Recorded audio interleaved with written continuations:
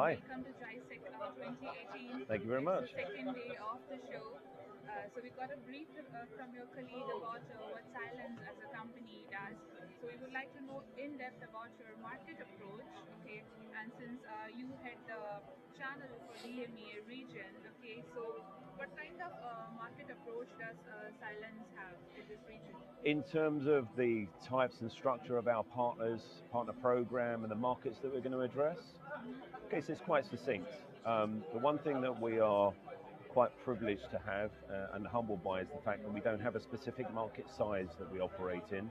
If you look at our business, our traditional model globally, and the things that I put together in EMEA, we have a strategy that addresses SMB, mid-market, and large enterprise. From our smallest customers having 50 endpoints up to 400,000 endpoints at the top end. So what that does make us is probably quite a universally attractive product for most of the partners that are in this region.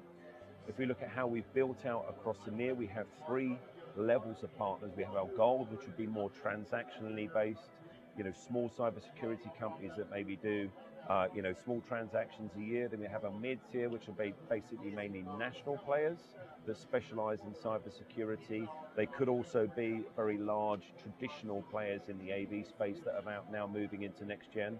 And then the very large global systems integrators. So they can either again be national systems integrators or global. So we have relationships with quite a large number of those players across the region as well. And then down the side, there are two other spheres that we work with, which is services companies, people that are looking to also augment service strategies. So whether it's compromise assessments, incident response.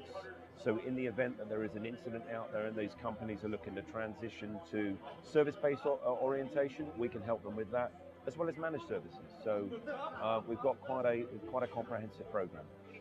So can we say that your go-to-market strategy is completely through your partner, like 100%. 100% channel driven?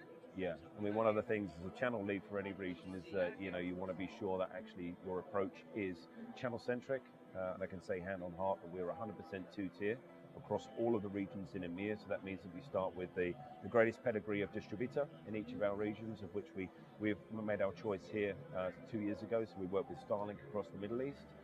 And we have a selection of specific value-added distributors all across EMEA, and then everything else is the layers, as I've said before: GSIs, national players, and gold partners, or localized partners.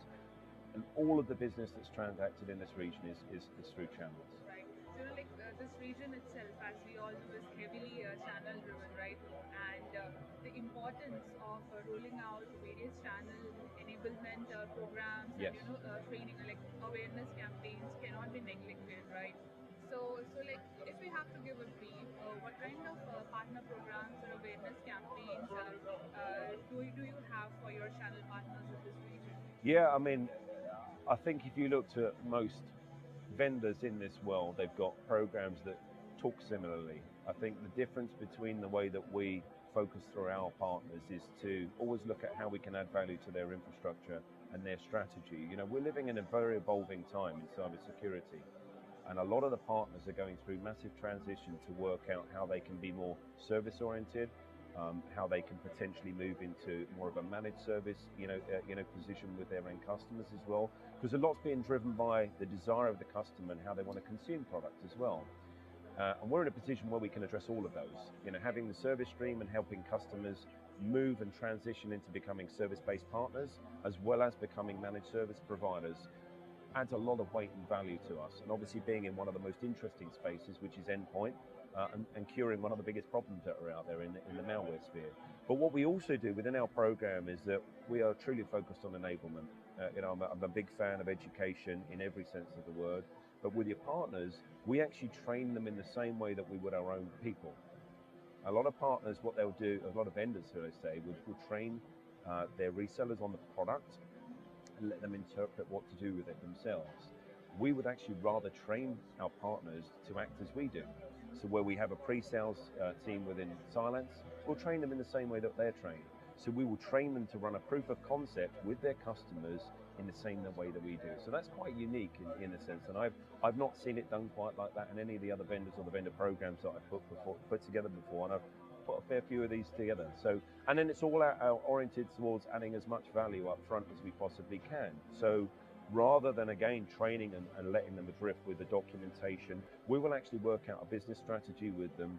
We will actually help them actually educate their own installed base already, go out on the front line, meet their top 20 customers, and actually bring success to the relationship early doors. So there's a lot of upfront investment. I do believe in speculation, and again, our partner program is about a focused number of partners that we can then truly partner and speculate with. So, you know, we don't over-distribute. It's another very important part. You know, we don't just sign anybody. We've got to look at the DNA. Are they the right people for us? Are we the right people for them? And can we collaborate strongly? And you know, like if we talk about your percentage, okay, of investment in R&D Yeah. for the channel, so what kind of percentage goes specifically for that? What would you, in terms of R&D, in what sense?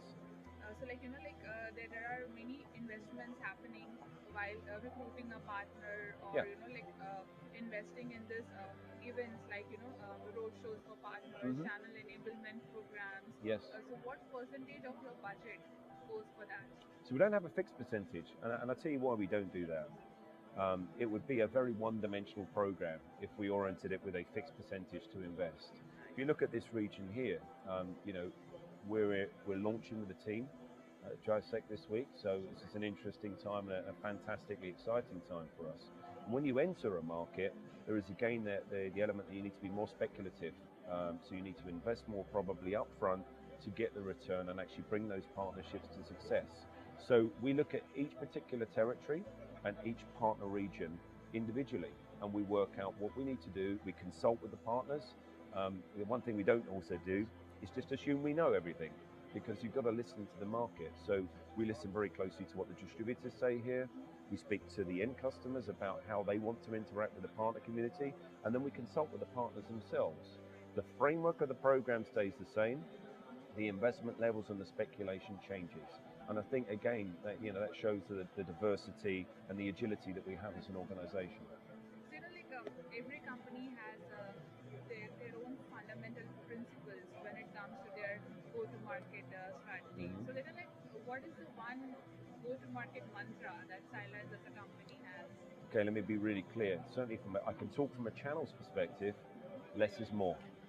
And it's to focus on very strong relationships. Coming back to the point I made earlier, which is not over distributing, making sure that we're in a position that we really have chosen the right partners, and that we have collaborated, sat down and understood our business plans for the next 12, 24, 36 months, so that we can invest and see the outcome. I'm a real believer then in looking at the end in mind.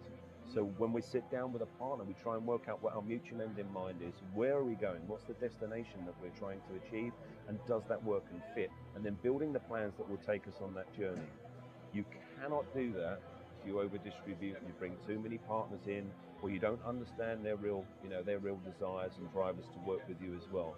So that's it. I mean, I think for us, it's focus and less is more. It's focusing on very core, very strategic relationships. And I think that gives comfort to the partners that work with us.